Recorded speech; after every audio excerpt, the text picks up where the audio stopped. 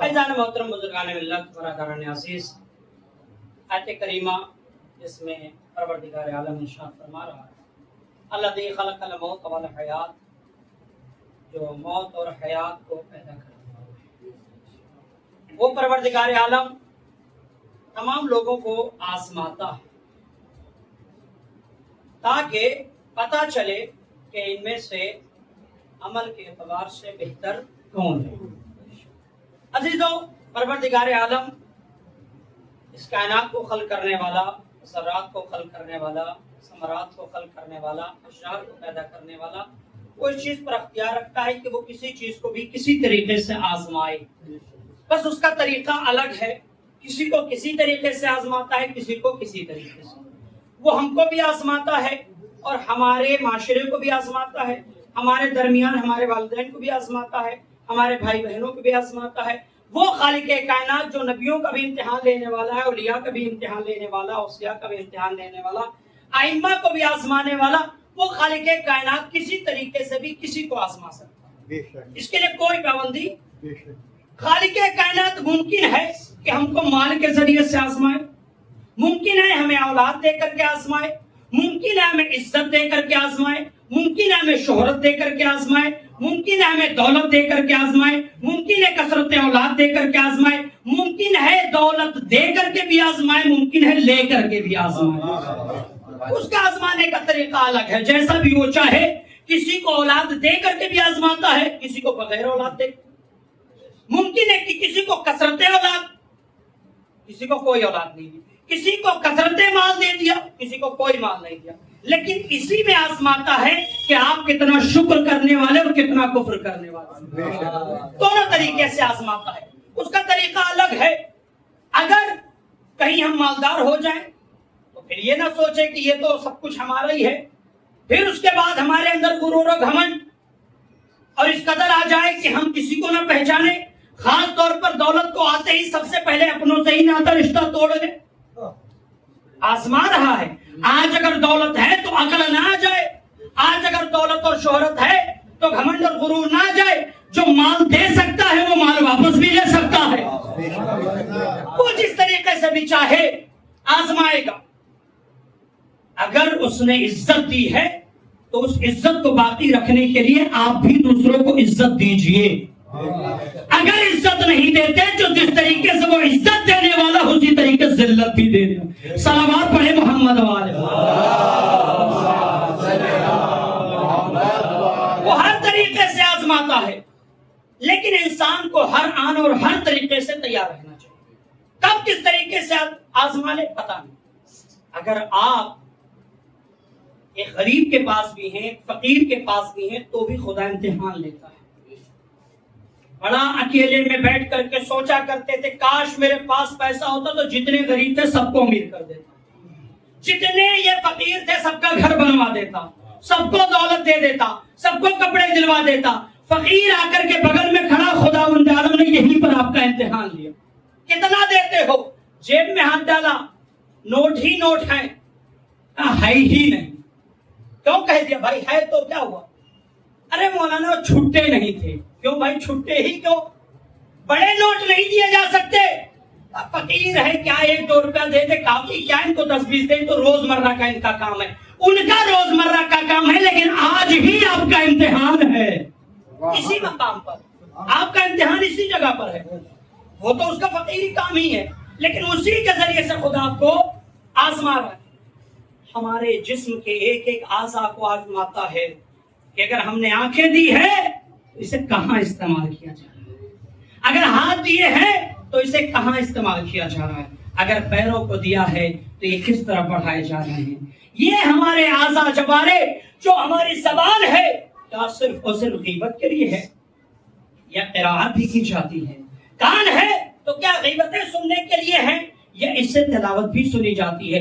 آزمانے کا سلیقہ اور طریقہ جس طریقے سے خداوند عالم اپنے بندوں کو آزمائے وہ ہر طریقے سے آزما لیتا ہے۔ میرے عزیزو، اور صرف پروردگار عالم نے ہم کو ہی نہیں کائنات کے ہر بشر کو آزمایا، یہاں تک کہ جب یہ کائنات خلق ہوئی جب سے لے کر خداوند عالم نے ہر کسی کو آزمانا شروع کیا اور ایک نہ ایک امتحان اس کے حصے میں ڈالتا رہا۔ اور دیکھتا رہا کہ کون امتحان میں کامیاب ہو سکتا ہے اور کس قدر کامیاب ہوتا ہے۔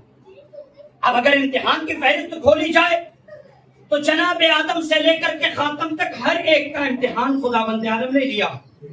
اگر جناب آدم کا امتحان لیا تو جناب آدم کی اولاد کا بھی امتحان لیا ہے۔ اگر جناب نوح کا امتحان لیا تو جناب نوح کی اولاد کا بھی امتحان لیا ہے۔ جناب ابراہیم کا امتحان لیا تو جناب ابراہیم کی اولاد کا بھی امتحان لیا ہے۔ اگر موسیٰ کا امتحان لیا تو ان کے وصی اور وزیر اور خلیفہ کا بھی امتحان لیا ہے۔ میرے عزیزوں، اگر جناب یعقوب کا امتحان لیا تو جناب یوسف کا بھی امتحان لیا ہے۔ اگر اس فہرست کو کھولا جائے تو ہر نبی کا گویا جس نبی کا آپ نام لیتے جائیں گے پروردگار عالم ہر کسی کو آزماتا ہے اور ہر کسی کو امتحان میں مبتلا کرتا ہے۔ لیکن یہ ساری فہرست کھولی نہیں جا سکتی ہے۔ وجہ یہ ہے کہ اس کے لیے وقت درکار ہے، کافی وقت درکار ہے، اور پھر ہمارے صابر بھائی ہمارے مقابلے میں بیٹھے ہوئے ہیں، یہ نظر رکھتے ہیں گھڑی پر۔ ارمان بھائی تو چلے گئے، خدا ان کی زیارت کو قبول فرمائے، وہ رہتے تھے تو نظر رکھتے تھے، لیکن وہ 30 دن کے لیے اس جہان سے تقریباً اس اوکھلا سے چلے گئے۔ جب جانے لگے تو ان کا ایک جملہ تھا کہ 48 سال میں پہلی مرتبہ اوکھلا چھوڑ رہا ہوں 1 مہینے کے لیے۔ میں نے ان سے یہی کہا تھا کہ جانشین چھوڑ کے جائیے گا، ورنہ جناب موسیٰ کی قوم بھی بغیر جانشین کے بھٹک گئی تھی۔ وہ تو چھوڑ کے گئے، اب ان کو بھی چھوڑ کے گئے۔ وہ جناب موسیٰ کی قوم 1 مہینے تک تو سیدھی رہی، ٹھیک ٹھاک رہی، لیکن 30 دن کے بعد 31 دن ہوا، بت پرستی پر آ گئی۔ جانشین موجود تھے، اس کے باوجود میں نے کہا تھا ارمان بھائی سے چھوڑ کے جائیے گا تو تاکہ یہ قوم جڑی رہے اور مجلس اعزاز جس طریقے سے تمام چیزیں ہوتی رہے۔ صلوات کا سہارا دیں آپ۔ یہ تمام فہرست نہیں کھولی جا سکتی، مگر چند مثالیں ضرور دوں گا تاکہ ذہنوں میں رہے کہ خدا بند عالم صرف ہمیں ہی نہیں آزماتا، حتیٰ کہ اپنے انبیاء اور اولیاء اوصیاء اور ائمہ کو بھی خدا بند عالم امتحان میں مبتلا کرتا ہے۔ اچھا، امتحان کیوں خدا بند عالم لیتا ہے؟ وہ امتحان لیتا کیوں ہے؟ امتحان لیتا اس لیے ہے تاکہ ہمارے مرتبے کو اور بلند سکے، ہماری منزلت کو اور بڑھا سکے، ہمارے جو جگہ ہے، ہمارا جو لیول ہے اس سے اور کہیں زیادہ بلند، ہمارے ایمان میں اور زیادتی کر سکے۔ یہ تمام چیزیں امتحان اسی لیے ہوتی ہیں تاکہ آپ کے مرتبے کو خدا بند عالم اور بڑھائے۔ اب امتحان میں آپ کس طریقے سے ممکن ہے خسارے میں چلے جائیں اور ممکن ہے فائدہ اٹھا لے جائیں۔ انبیاء سے بھی امتحان لیا روز ازل سے، جب سے کائنات خلق ہوئی۔ ویسے تو کائنات کے خلق ہونے کی ابھی تک ڈیٹ اور تاریخ معین نہیں ہو پائی کہ یہ دنیا خلق کب ہوئی، اس لیے کہ یہ دنیا جو ہمارے سامنے موجود ہے، یہ لوگوں کے نظریات ہیں کہ 35 اور 36 ہزار سال ہوئے ہوں گے۔ نہیں، 35,000 اور 36,000 سال نہیں ہوئے ہیں۔ اس دنیا کو خلق ہوئے نہ جانے کتنے سال ہو گئے اور ہزاروں اور کروڑوں سال گزر گئے ہیں۔ میں حدیث کے مطابق کچھ روشنی ڈالنے کی کوشش کروں گا، اس لیے کہ حتمی طور پر تاریخ معین نہیں ہے، لیکن کچھ چیزوں کے ذریعے سے بیان کروں کہ یہ دنیا خلق کب ہوئی۔ اندازہ لگایا، پہلی حدیث پیغمبر اسلام صلی اللہ علیہ وآلہ وسلم، پیغمبر اسلام فرماتے ہیں کہ جب جناب موسیٰ نے سوال کیا تھا کہ بار الہ پروردگار تو نے اس کائنات کو خلق کب کیا ہے، تو اس وقت جو پروردگار عالم نے بیان کیا تھا کہ اس وقت سے لے کر ہزاروں اور کروڑوں سال پہلے یہ دنیا خلق ہوئی، اور یہ جو نسل اب چل رہی ہے نہ جانے کتنی نسلیں اس سے پہلے آئیں اور آ کر کے فنا ہو گئی، نہ جانے کتنی مخلوقات آئی اور فنا ہو گئی، نہ جانے کتنے لوگ آئے اور چلے گئے، لیکن یہ دنیا پھر وہیں پر آئی۔ پھر فرمایا کہ موسیٰ جس کی اولاد تم ہو، یعنی آدم کی، وہ دنیا کے سب سے آخری آدم تھے جس کی اولاد آج دنیا میں باقی۔ اس سے پہلے نہ جانے کتنے آدم آئے اور ختم ہو گئے، یہ آخری آدم ہے۔ دوسری روایت امام صادق علیہ الصلوۃ والسلام، امام صادق فرماتے ہیں کہ جب ان سے ایک سائل نے آ کر کے سوال کر لیا کہ مولا آدم سے پہلے اس دنیا میں کون بسا تھا؟ فرمایا آدم. فرمایا مولا آدم سے پہلے کون بسا تھا؟ کہا آدم. فرمایا مولا پہلے کون بسا تھا؟ فرمایا آدم. مولا میں سوال کر رہا ہوں اس سے پہلے. کہا تم ایسے 1000 مرتبہ سوال کرتے رہو میرا جواب یہی ہوگا آدم. کہا مولا اس کا کیا مطلب ہے؟ کہا اس آدم سے پہلے نہ جانے کتنے آدم آئے اور خلق ہوئے اور پیدا ہوئے اور رہے اور رہ کر کے چلے. یہ آخری آدم ہے جس کی تم اولاد ہو, جس کی یہ کائنات مکمل طور پر جو وسیع ہے, یہ آخری آدم ہے. اس سے پہلے نہ جانے کتنے آدم آئے اور آ کر کے چلے. اور تیسری اور آخری روایت کہ جس میں جناب جبرائیل پیغمبر اسلام کی بس میں آ کر کے بیان کیا تھا کہ جب جناب جبرائیل انسانی شکل, آدمی کی شکل اختیار کر کے بس میں پیغمبر میں بیٹھے ہوئے تھے کہ اچانک مولا متقیان داخل ہوئے. جیسے ہی مولا متقیان داخل ہوئے جناب جبرائیل اٹھ کر کے کھڑے ہو گئے. پیغمبر اسلام نے فرمایا اچھا یہ فضیلت کو اصحاب پر واضح کرنے کے لیے پیغمبر نے کیا, فضیلت کو پیغمبر نے ظاہر کرنے کے لیے. اے جبرائیل تم نے علی کا امتحان, علی کا احترام کیوں کیا؟ کیا وجہ ہے اٹھ کر کے کھڑے ہو گئے؟ جناب جبرائیل فرماتے ہیں یا رسول اللہ کیوں نہ اٹھ کر کے کھڑا ہو جاؤں, یہ میرے استاد ہیں اور استاد کی تعظیم طالب علم پر فرض ہے. جبرائیل یہ تمہارے استاد ہیں, تمہاری ایج کیا ہے, تمہاری عمر کیا ہے؟ فرمایا یا رسول اللہ ایسے تو مکمل طور پر کچھ بیان نہیں کر سکتا, لیکن ہاں آسمان میں ایک ستارہ نکلتا ہے, آسمان میں ایک ستارہ نکلتا ہے جو 30,000 سال کے بعد نکلتا ہے, 30,000 سال کے بعد نکلتا ہے. جب مجھے خلق کیا گیا, جب مجھے پیدا کیا گیا, مجھے بنایا گیا, اور اس دنیا کے بنانے کے بعد مجھے جب بنایا گیا تو پروردگار عالم نے میرا مجسمہ جب مکمل طور پر بنایا اور بنانے کے بعد جب مجھ سے ہم کلام ہوا, پوچھا تم کون ہو؟ فرمایا کہ مجھے تو کچھ خبر ہی نہیں تھی کہ میں ہوں کون. میں نے کہہ دیا انتا انتا انا انا, تو ہے میں ہوں. اس وقت مجھے جب کچھ بھی علم نہ تھا, عالم ارواح میں مولا متقیان علی ابن ابی طالب پہلے سے موجود تھے. وہ مولا متقیان فرماتے ہیں کہ جس وقت میں نے یہ جملہ سنا جناب جبرائیل کو میں نے اس وقت تعلیم دی تھی. جناب جبرائیل فرماتے ہیں کہ اسی وقت انوار پنجتن میں سے ایک نور نے آ کر کے میری مدد فرمائی اور فرمایا کہ اے جبرائیل یہ کیا کہتے ہو, کیوں نہیں کہتے انت رب الجلیل وانا عبد الذلیل واسمی جبرائیل, آپ کون ہیں اور میں کون ہوں, یہ دونوں کو واضح کرتا ہوں. پیغمبر اسلام کے اس وسیع نے تعلیم دی تھی جناب جبرائیل کو کہ جبرائیل کہہ دو کہ تو خالق کائنات, تو رب جلیل ہے, میں عبد ذلیل ہوں, میرا نام جبرائیل ہے.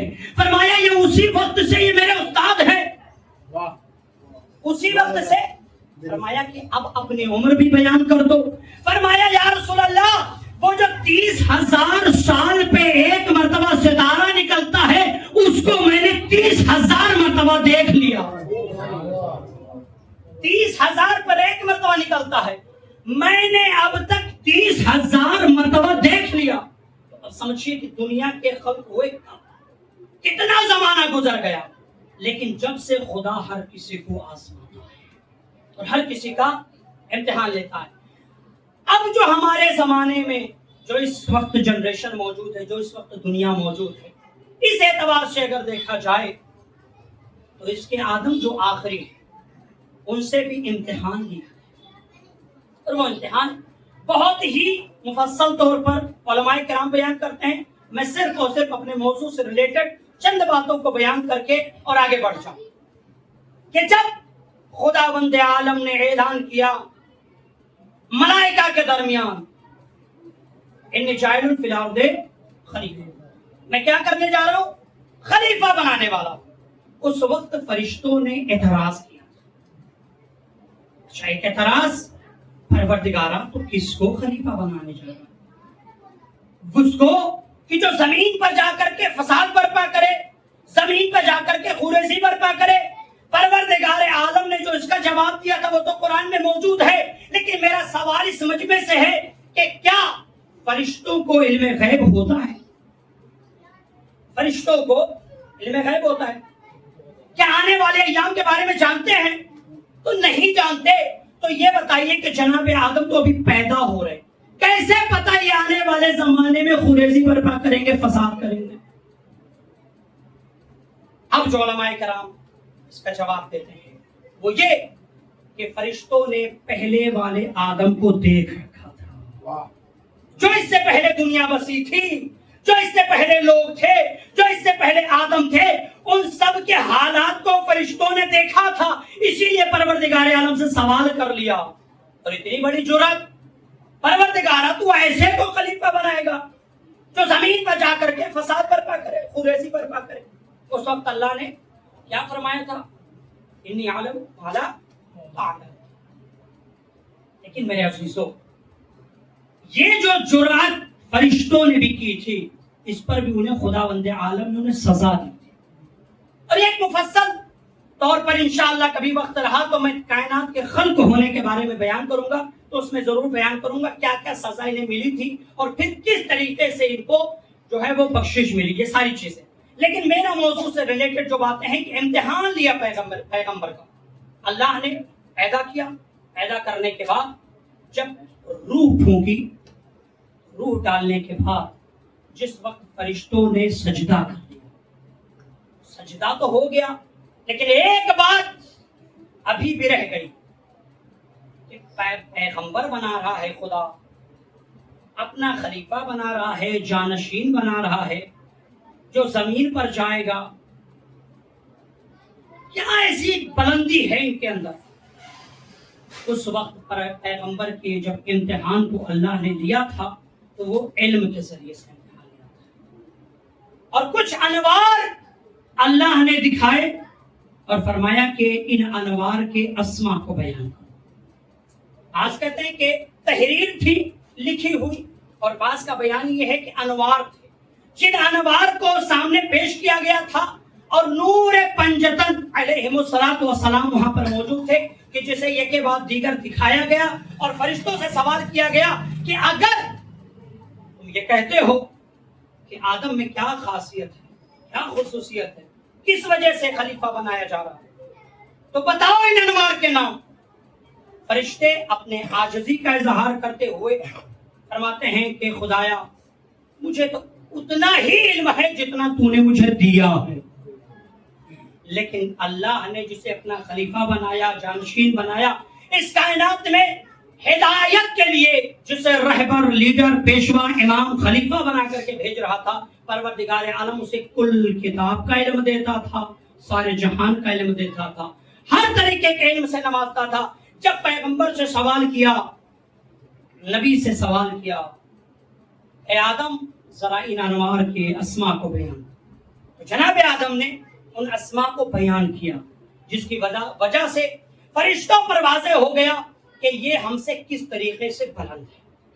تو یہ پہلا امتحان تھا جناب آدم کا، اور اس کے بعد مسلسل آپ پر امتحان کا ایک مسئلہ چلتا رہا کہ آپ سے جنت میں بھی امتحان لیا گیا اور پھر دنیا میں آنے کے بعد. لیکن میں نے کہا مختصر ہی صرف مثال دوں گا. دوسرا امتحان جناب ابراہیم سے، جسے آپ سنت آپ سب کے سب اپناتے ہیں، اور جتنے ہیں سب کے سب ماشاءاللہ سے بقرعید میں سب کے سب شریک ہوتے ہیں اور عشیر میں نماز وغیرہ پڑھتے ہیں، ساری چیزیں. جناب ابراہیم سے جو امتحان لیا گیا وہ اولاد کے ذریعے سے. آپ سے امتحان جو لیا گیا وہ اولاد کے ذریعے سے، کہ جب ایک خواب میں پروردگار عالم نے جناب جبرائیل کو یہ حکم دیا کہ جسے جناب اسماعیل نے بیان کیا تھا کہ بابا جو آپ کو حکم دیا گیا ہے خدا کی طرف سے، اس پر اسے آپ بچا لائیں، انشاءاللہ آپ مجھے صابرین میں سے پائیں گے. جناب ابراہیم علیہ السلام اس امتحان میں کامیاب بھی ہوئے اور خدا بند عالم نے انہیں اس کامیابی کے بدلے میں امامت عطا کی تھی. یہ ساری کی ساری چیزیں آپ پر واضح ہیں.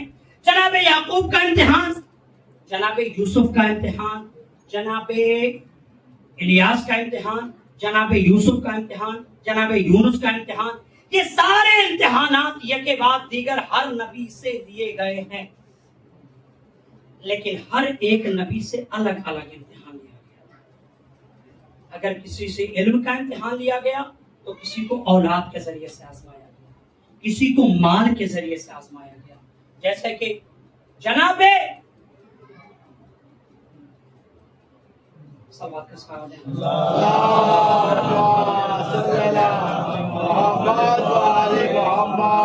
جناب یعقوب کو اس محبت میں ایک بیٹے کے غائب ہونے کے بعد جو امتحان لیا تھا اللہ نے، جناب یوسف سے وہ امتحان کہ جب آپ کنویں میں گئے اور اس کے بعد آپ کو فروخت کیا جا رہا تھا، جناب اسماعیل سے قربانی کا مسئلہ، یہ سارے کے سارے اگر آپ نظر کرتے جائیں تو سارے نبیوں کے امتحان موجود ہیں.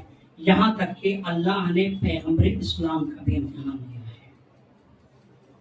اور جہاں اس قدر ضلالت میں، جہالت میں ڈوبی ہوئی مکمل طور پر ایک دنیا کہ جہاں پر اللہ نے اپنے پیغمبر کو بھیجا اور پھر امتحان پر امتحان، جہاں آپ تبلیغ دین کے لیے نکلتے تھے لیکن آپ کے اوپر پتھر کا برسانا، آپ کے اوپر کچرے کا پھینکنا، آپ کے راہوں میں کانٹوں کا بچھانا، آپ کے دین کے اس مسئلے میں، اس مشن میں ہر طریقے سے مشکلات کا پیدا کرنا، کہ جو لوگوں کا ایک کے بعد دیگر، ایک کے بعد ایک پروپیگنڈا بنتا جاتا تھا، ہر طریقے سے اللہ نے امتحان میں مبتلا کیا.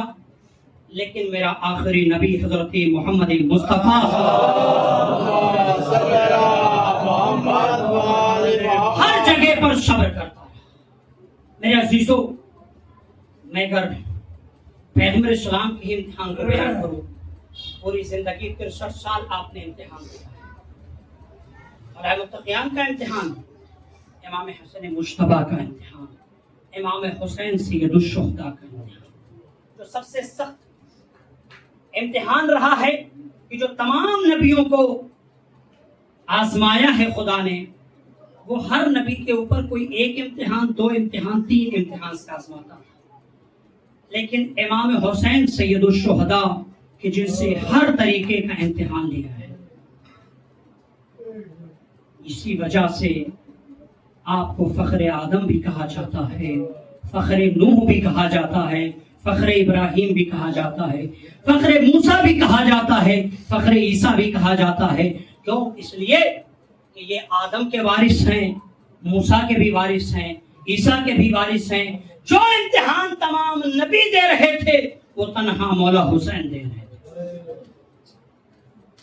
مولا حسین نے وہ امتحان دیا ہے کہ جس کے لیے روایات میں ملتے ہیں کہ جب کربلا کا مسئلہ پیش آیا ہے، سارے نبی یہ کہتے نظر آئے ہیں کہ یہ منظر ہم سے نہ دیکھا جائے گا، یہ منظر ہم سے نہ دیکھا جائے گا. میرے عزیزو، مولا حسین سے جو امتحان اللہ نے لیا ہے، اگر آپ غور کریں کہ مولا حسین کا جب بچپنا تھا،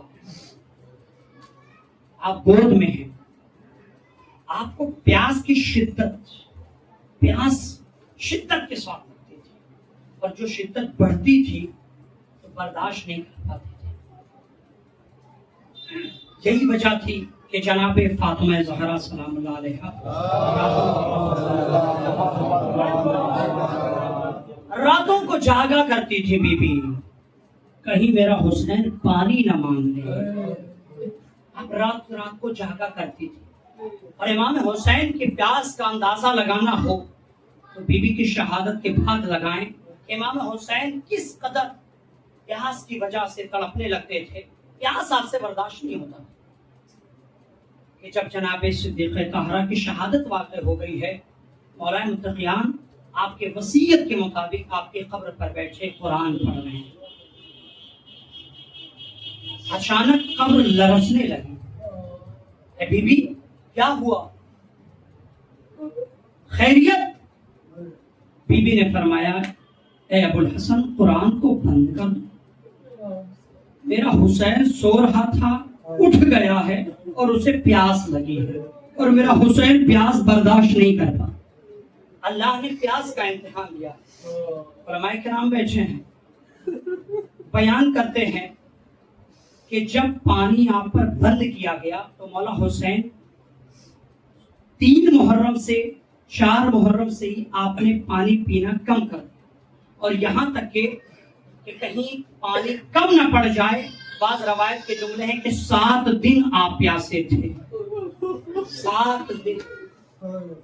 لیکن اگر میں کہتا ہوں 7 دن کو بھی ہٹایا جائے تو 3 دن جو 10 منٹ اور 15 منٹ کی پیاس کو برداشت نہ کر سکے، اس سے اللہ نے پیاس کا امتحان دیا۔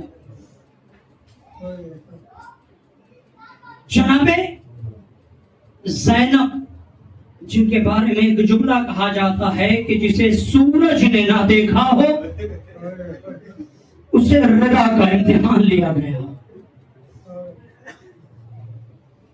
جناب قاسم کے بارے میں ایک جملہ ملتا ہے کہ آپ نرم جلد رکھتے تھے، اس کی نافی بہت نرم تھی، یہاں تک کہ لوگ موٹے کپڑے اس زمانے میں پہنتے تھے، لیکن جب مولا آپ کے لیے کپڑے لینے کے لیے جاتے تھے تو باریک سا کپڑا لاتے تھے، کیونکہ آپ زیادہ موٹا کپڑا تک برداشت نہیں کر پاتے تھے۔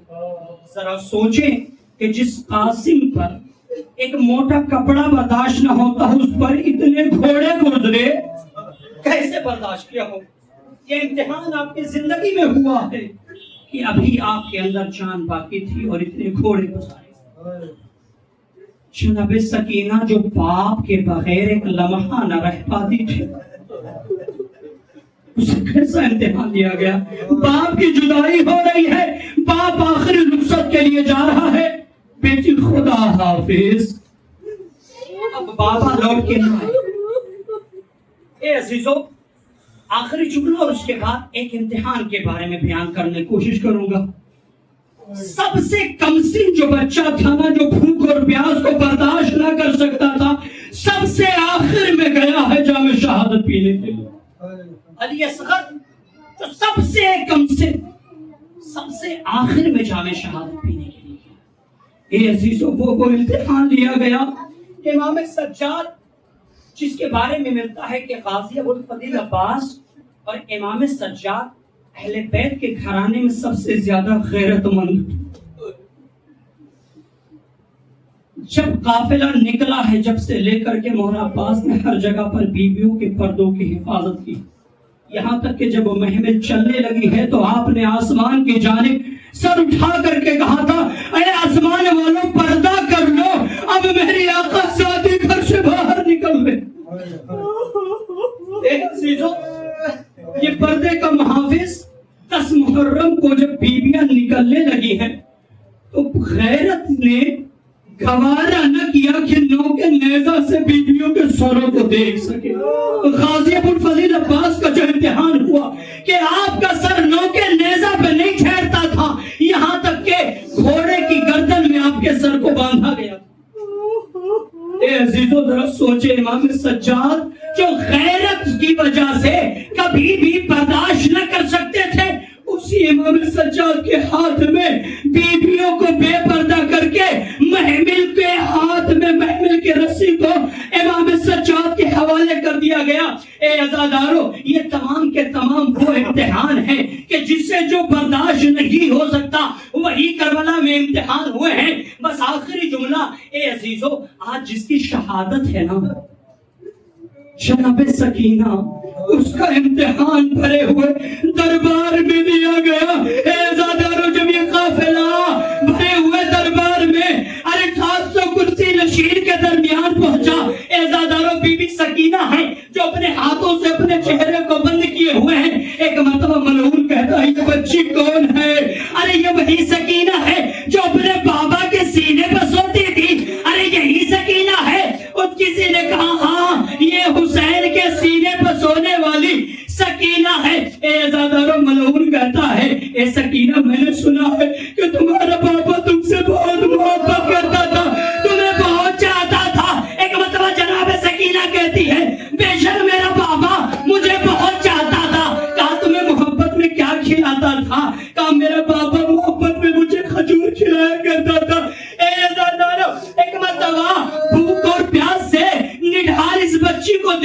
کے ظالم کہتا ہے بچی کیا میں تمہیں اگر کھجور دوں تو کھاؤ گی؟